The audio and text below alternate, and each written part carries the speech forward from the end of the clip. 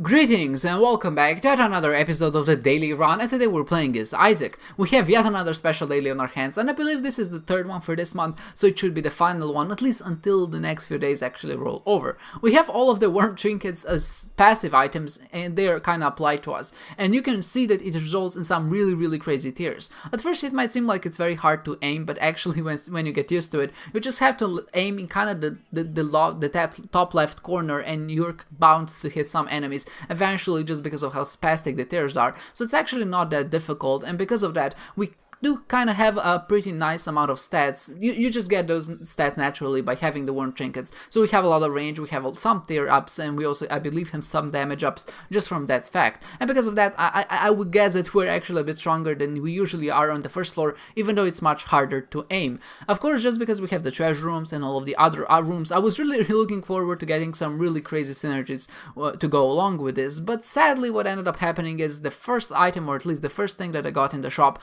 was a card, the Joker card, and of course I decided to use it on the very first floor. I got teleported to the Devil Deal, and in there I found Mom's Knife and the Pact. Mom's Knife doesn't really have all of these crazy synergies. The only one it does have is the Wiggle Worm. So what it does is, as you actually throw it outwards, it writes in a sine wave, and that sine wave, it kind of increases its amplitude the longer the knife goes on. At first it's not that big of a deal, because when you fight enemies that are rather close up, they're not that hard to hit, but there's one thing that kind of makes all of this annoying. So first of all, of course, it's annoying just the fact that the knife flies in that particular way, but it's also annoying that we have so much range. With so much range means that you either have to be really far away from enemies to deal the maximum amount of damage, because as you know, with the Mom's Knife you do need to hit with the apex of your arc to actually deal the most amount of damage, and in a lot of cases you would expect to one-shot most enemies, especially with the kind of damage that we'll be getting anytime soon now. But it doesn't happen just because of how the knife flies. It's actually kind of hard to aim, and because of that I did feel kind of weak in some moments. And because of our naturally long range, it means that we maxed our range or charge very fast, and because of that, when we actually used it, we arrived in a situation where the knife actually traveled very fast through the enemies, and I wasn't able to retrieve it back for a few seconds, and I was left in a very vulnerable state. And because of that, I wasn't then able to actually deal with a lot of enemies, and they ended up hitting me and just damaging me overall. So that was kind of an unfortunate synergy, so to say, even though I felt like it was cool. The first time I picked up Mom's Knife, I really thought that it's not going to be that big of a deal, just having the one worm trinket effect applied to us, except of many. And obviously I thought that Mom's Knife is already strong enough that I can kind of rely on it to do a lot of damage for me. But sadly, as it turned out, especially as it got later on, I really wasn't that wieldy with using this weapon.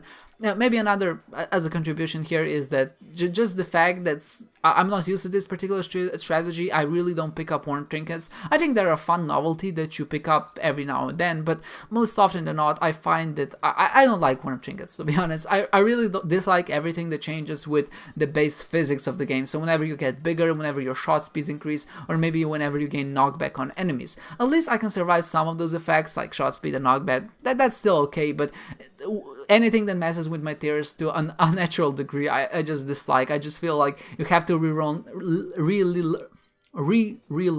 I guess that's the right word, every single enemy position and how you're gonna shoot them all over again to actually be the most optimal as you actually deal with the rooms, especially because time is such of an essence. You really can't rely on these trinkets and synergies to get by. So for that reason, I did expect to perform quite badly on this particular daily, and in the end I did, just because I did end up dying quite early. I think that's pretty telling from the video.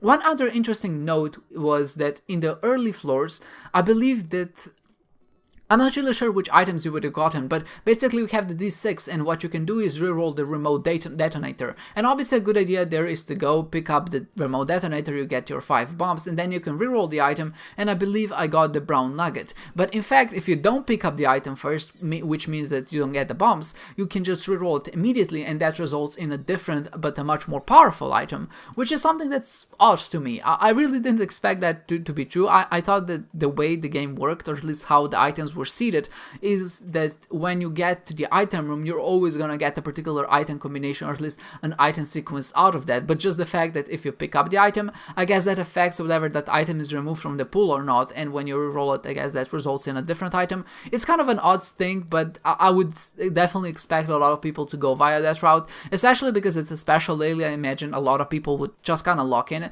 see it's getting kind of crazy, they would look it up online and they'll see, okay, you know, if I don't pick up the remote detonator, I'm still gonna have enough bombs to find the secret rooms, the second secret rooms, but I can reroll that particular item into a much better one, which will actually serve me well. Obviously that is all negated because you get Mom's Knife very early on in the shop if you just buy that 3-cent card, and really, I don't see a reason why anybody wouldn't do that. I think you get the store key, which means that the path to the store is free. You don't have to spend a key to get into there, and when you go into there, you just have naturally 3 cents, which means you don't have enough money to actually go and warrant an arcade on the next floor, but you also have enough money to buy that particular card. And because it's a red colored card, I would argue that in most cases it's probably not that.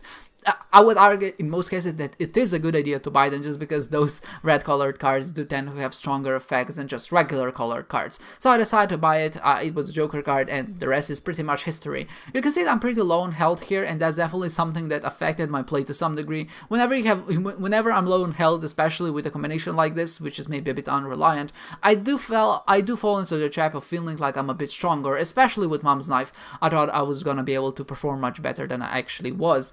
But just because of how the knife flies, and especially with the enemies I was facing here, you can see just kind of how difficult it is to hit some of these knife shots. I really thought that sometimes they go maybe a bit to the left. I hope that the knife will hit it as it goes to the right, and sometimes they go a bit to the right, sometimes I hope it hits it to the left. Obviously, you can never shoot exactly on center, because I think that would always miss, or at least in most cases it would miss. It depends how far you are away from the enemy.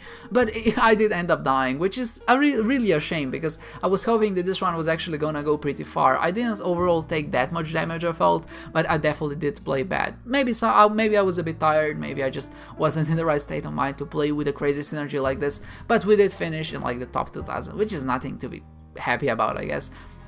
Definitely this is a run that is very easy in some regards, and I think if I got to Hush I would be able to beat it, because Mom's Knife with Hush is great, and because of how big of a target he is, I would probably be able to beat him as well. Maybe you get some other items that way, and especially with the blank card, I imagine a lot of people found the Yarrow rune as well, and they can break the game that way, so that just increases the score gap between me and all of those who perform better.